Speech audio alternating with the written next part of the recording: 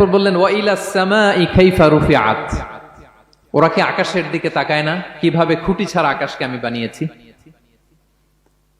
আপনারা যখন বিমানে চড়েন তখন কি শুধু ভিডিও করতে থাকেন নাকি, মেঘের ভিডিও, আকাশের ভিডিও? তখন তাকাবেন আকাশের দিকে, সুবহানাল্লাহ, কিভাবে আল্লাহ আকাশকে তৈরি করেছেন। ওয়ালাকাদ যায়্যানা সামা আদ-দুনিয়া বিজিনাতিনিল কাওয়াকিব, আল্লাহ বলেন এই প্রথম আকাশটাকে আমি তারা দিয়ে সুশোভিত করেছি, বিশাল বিশাল তারা। এই যে আমরা সূর্য দেখি, এটা একটা তারা, পৃথিবীর চেয়ে 13 লক্ষ গুণ বড় এই সূর্য। কত গুণ বড় বলে ফেললাম হুট করে মুখ দিয়ে, কিন্তু কল্পনা করতে পারতেছি। তার মানে 13 লক্ষটা পৃথিবী সূর্যের মধ্যে রাখার জায়গা আছে। তাই বলে মনে করেন না যে সূর্য অনেক বড় সাইজের তারা, ন, সূর্য এই মহাশূন্যের খুব ছোট্ট সাইজের একটা তারা। সূর্যের চেয়ে লক্ষ কোটি গুণ তারা আছে। যে সূর্য পৃথিবীর চেয়ে 13 লক্ষ গুণ বড়, ওই সূর্যের চেয়ে কোটি গুণ বড় তারা আছে। এরকম লক্ষ কোটি কোটি তারা নিয়ে আমাদের গ্যালাক্সি মিল্কি ওয়ে, এরকম কোটি কোটি গ্যালাক্সি আছে।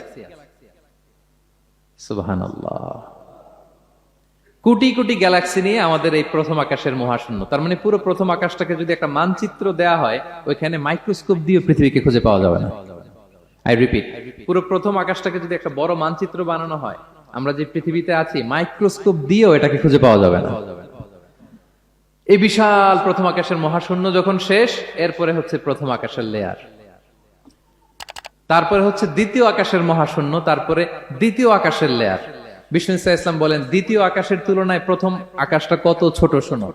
সাহারা মরুভূমির মধ্যে যদি তোমার হাতের আংটি ছুঁড়ে ফেলে দাও, পুরো মরুভূমির তুলনায় তোমার হাতের আংটি যত ছোট, আল্লাহর দ্বিতীয় আসমানের তুলনায় প্রথম আসমানটা ঠিক তত ছোট। আবার তৃতীয় আসমানের তুলনায় দ্বিতীয় আসমানটা ঠিক ওই রকম।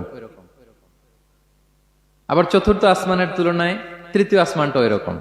এইভাবে 7 আসমান, এরপরে আল্লাহর কুরসি, মাউদাউল কাদামাইন, যেখানে আল্লাহ তার কুদরতি পা রাখেন। তো 7 আসমানটা যত বড়, পুরো সাহারা মরুভূমির মধ্যে আংটি ফেলে দিলে মরুভূমির তুলনায় আংটি যত ছোট, আল্লাহর কুরসির তুলনায় পুরো 7 আসমানটা ঠিক তত ছোট। কল্পনা করা যায়?